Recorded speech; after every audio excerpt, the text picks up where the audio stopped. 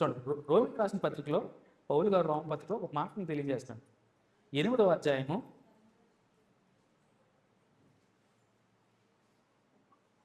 యేసుక్రీస్తు ప్రభువారు 8వ అధ్యాయము 29వ వచనం చూడండి.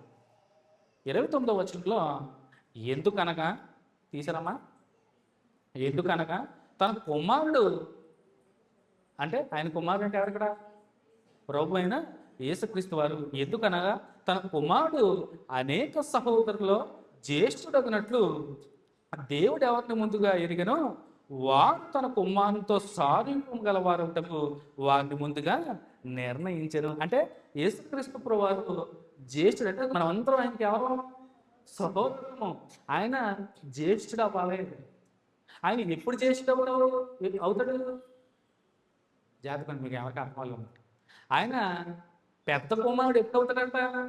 మనం ఎప్పుడైతే ఆయన కుమారుడు అవుతామో యేసుక్రీస్తు ప్రభువారు పెద్ద కొడుకు అవుతాడు. మీకు బాగా అర్థమని చెప్తున్నాను. జ్యేష్ఠుడు అంటే పెద్దోడు. జ్యేష్ఠుడు అంటే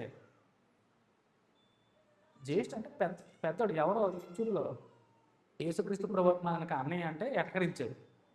జ్యేష్ఠుడు అంటే ఏంటి? అది తప్పండి కదండి. వాక్యం అంత స్పష్టంగా ఇక్కడ జ్యేష్ఠ కుమారుడు అని రాసినప్పుడు ఒప్పుకోవాల్సిందే. పెళ్లి పత్రికలు వేస్తారు, మా జ్యేష్ఠ పుత్రిక, మా జ్యేష్ఠ కుమారుడు అంటే అర్థం ఏంటి? పెద్దోడన్నా చిన్నోడన్నా? పెద్దోడు అన్నప్పుడు యేసుక్రీస్తు ప్రభువారు పెద్ద అన్నవాడా? వాక్యం ఎరిగిన అతమాట వస్తాడు, ఇక్కడ పిలుస్తూ ఉంటారు. ఆయన ఒక్కొక్కసారి అందరూ తడబడుతూనే ఉంటారండి, జాగ్రత్త ఉంటారు మాటలు. అన్న కూడా తూలేడు, పేరు చెప్పుకోవడం టేస్ట్. జ్యేష్ఠ అంటే అన్నయ్య గిన్నయ్య అంటారు. అన్నయ్య కాదు, అన్నయ్య అని చెప్తుంది.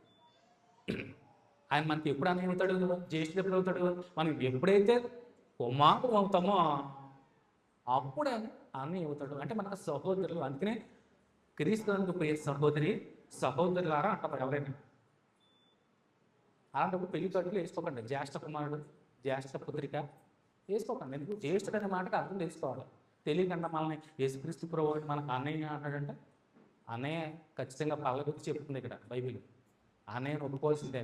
అచ్చ తెలుగు మనకు అన్నయ్య అంటాం, బైబిల్ జ్యేష్ఠుడు అంటాం. జ్యేష్ఠుడు అనే దానికి అర్థం డిక్షనరీలో ఎత్తుకోవాలి. అన్న ఫేమస్ అయిన అన్నయ్య, పేరు చెప్పుకోవడం వేస్ట్. కానీ అన్న కూడా దీన్ని విభేదించారు, చాలా తప్పది. మన క్రీస్తాంగమైన అటకరించారు.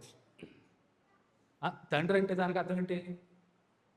నాన్నేనా? అచ్చ తెలుగులో నాన్నేనా? అది కూడా తప్పంటే అలాగే.